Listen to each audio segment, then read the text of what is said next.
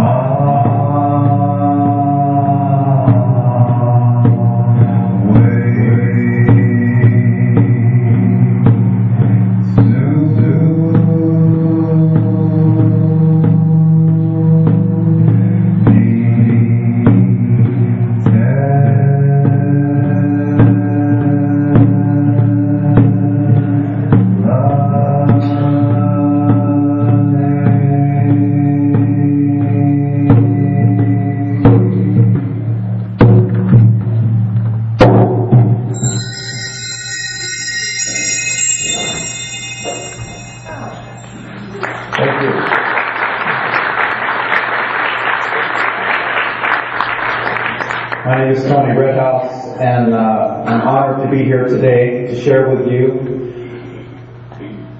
The song that I just shared with you was a Zuni Sunrise Call. I'm from the Navajo Nation, but as you know, many times we borrow from other tribes, other communities, and things that we like. We'll also share those things, and we'll trade back and forth. And that song was a song to the sun, welcoming a new day, thanking the Spirit, the Creator, the great mystery, the Source, God, whatever you want to call that power, and thanking the Spirit for a new day, a new life, a new beginning. You know, returning to the healing heartbeat is what I had titled this presentation. So, if we are returning, that means that we left something. So we have gone away from something that is very true. And the heartbeat represents that pulse, that life force, that joy, that reason, that purpose. And that purpose is love. That's the only power that there is. That's the only reason for being here. That's the only source. And so we want to return to that healing heartbeat because we have drifted away from that. Unfortunately, since we have become civilized, sophisticated, we have fragmented the universe.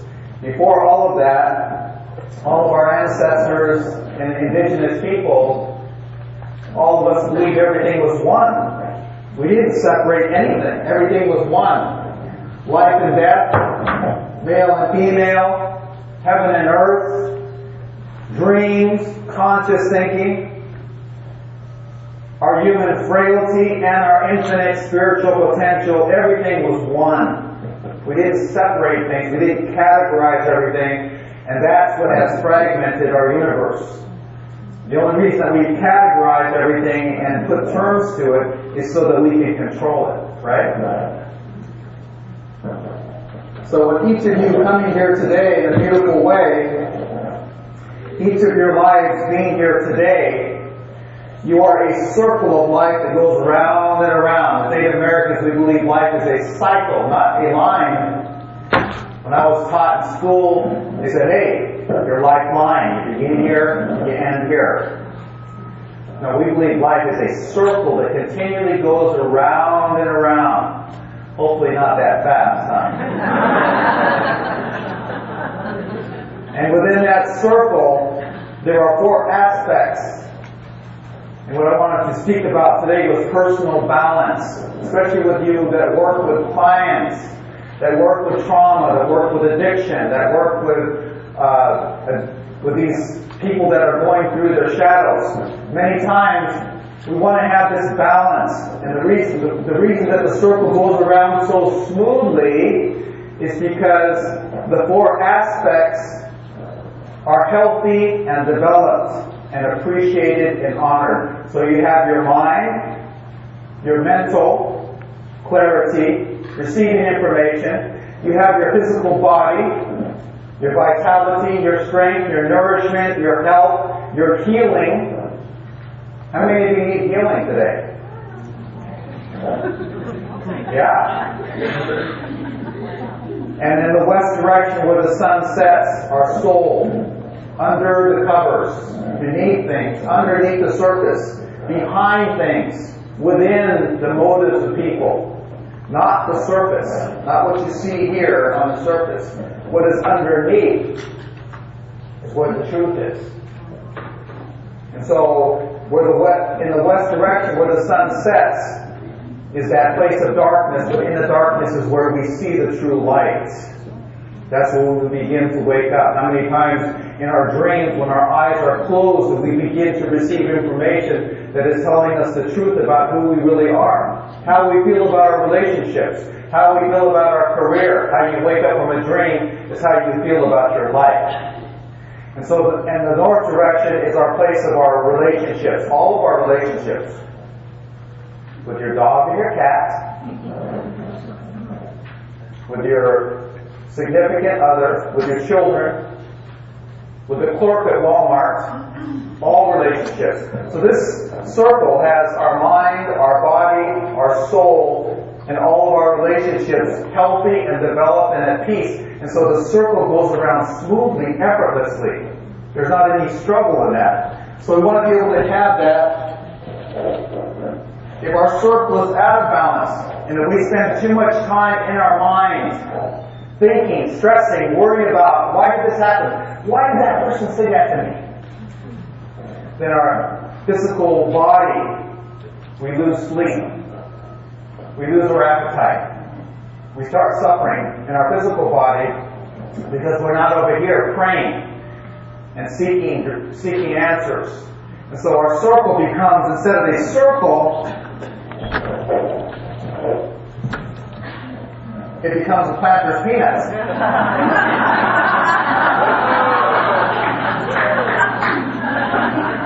So think about your life flip-flopping around like this, Imagine if your tires in your car were like this, how you would be flip-flopping around, and how we as human beings try to overcompensate because our circle is out of balance. But thank you that each of you are in perfect balance, right? No, thank you that you are here. We're perfectly imperfect. Thank you that you are here. So your circle of life, you have connected with another circle of life.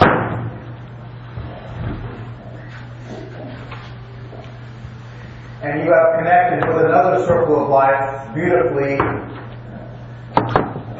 And all of you coming together have connected with the animal life cycle, the plant life cycle, the lunar cycle, and all of the Indian motorcycles. So what you ended up doing is you came here and you created a larger circle that is complete, that is united, that is in harmony. And so thank you for coming here today, for your presence. Each and every one of your lives are valuable, are a treasure, because you being here has created a larger circle. So what I want to do today is I want to take you into, for a couple moments, in the music that I share when I go into the hospice. And how many of you know that when you're laying there in the hospice bed, that each breath and each heartbeat is a treasured gift? That your loved ones camped out around you are counting, that you're counting, and as you're laying there, guess what? When I come in there, if anybody needs a sacred, peaceful space, it's that person laying in a hospice, getting ready to transition, getting ready to leave this world. And so I share music in the hospice. That's probably the most meaningful way that I share my music. Many times we're concerned with our fans. How many people follow us? How many awards we've won? But in reality, my greatest fan base are the ones on the other side that I have helped transition. Those are the ones that are smiling at me, honoring me. I played flute for a lady one time. She was in a wheelchair. She wanted me to come into her room. And I played flute for her. And she went like this. She said, I could listen to this forever. And you know what? She is. I went into another room and I played flute for a woman and she was unconscious. Very frail, elderly woman, very skinny arms, just laying there, and I played flute at her door. And as I was playing flute to her, she just began to raise her arms. And every note that I played on the flute, she was hitting it like she was conducting a choir in the heavens, an orchestra. Nimble, graceful, skinny little arms. So I'm going to take you into a meditation right now. I share meditation music in drug addiction centers. I've been at the Haven in Tucson sharing there for over 9 years now, I think. Nati, stand up. Give her a hand. Nati is a dear friend of my family. In fact, her beloved husband, Art, saw me come through detox doors over and over and over and over. He helped me. I probably went through detox over 120 times in Tucson alone. I was a chronic addict and alcoholic. So I want to thank Nati for helping me to come into the Haven. I came in about 9 years ago and I share meditation music with the women there. And I take them into this peaceful, sacred space. So guess what? They can transition from that old lifestyle that they've known and loved and say goodbye And they can go inside, and they can look into their shadows. And you know what? One of the scariest things for us as addicts and alcoholics is to be alone with your thoughts. That can be the darkest, scariest place. And you know what? Week after week I go in there, we're sort of like this.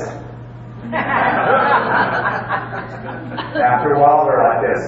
They're all sitting at tables and they go like, and you go, and then they want that. That's the favorite part of their class, is that. So I'm going to take you into a meditation, and I don't teach Western civilization meditation. I'm not mocking it. Hands in a certain mudra, go to a certain building, be there for a certain amount of time, and hopefully hit that spot. Once again, since we have become civilized, we have how to, where to, when to, how many steps to. You go to Whole Foods, you see the magazine, meditation. We write books, we write religions, doctrines, how to. Before all of that, Native Americans, meditation was simply this. That's it. One sound, one thought, one memory, one emotion. Sending you back to the center, back to the core of who you are, who you always have been. So I'm going to guide you in a meditation today, just for a few moments, so that we can go inside. We need to go within to feel who we are. Not think, feel. Your gut, your intuition. Who am I? What am I? What do I dream? What do I hope? Not think. Our mind can take us on a rabbit trail and lie to us. I know, I'm a double Gemini, so I could be, there's four of us. I could be four airheads, an air sign. So the mind can take us all over the place. Okay? So we want to go back to the heart. The heart is always true. We'll tell you the truth. So I'm going to guide you back to that place in your heart. The healing heartbeat is where we need to go. We need to go back to that simple, primal, true place. And so I want to guide you in a meditation for a moment. I want you to relax, find a comfortable posture. I'm going to use sound, the voice, the drum, and the flute, the ancient forms of expression in Native American culture. The sounds that take us in the ceremony, the sounds that we use to express the deepest part of our soul. So I'm going to take you into a meditation now. I want you to go with me. Let's go on a journey, okay? I'm going to use sound to guide you, very simply. And I want you to be open to just simply receiving a gift of music. Meditation is not about doing anything. It's simply about being vulnerable and being able to receive a gift. That's all it is. So I'd like you to receive a gift of music right now. And I'd like you just to relax and take a moment to begin to feel who you really are inside. What you're going to find, the deeper you go, as you go through layers of consciousness, you're going to find a beautiful, wonderful, innocent person inside there. That's who you always were. That's who you always are.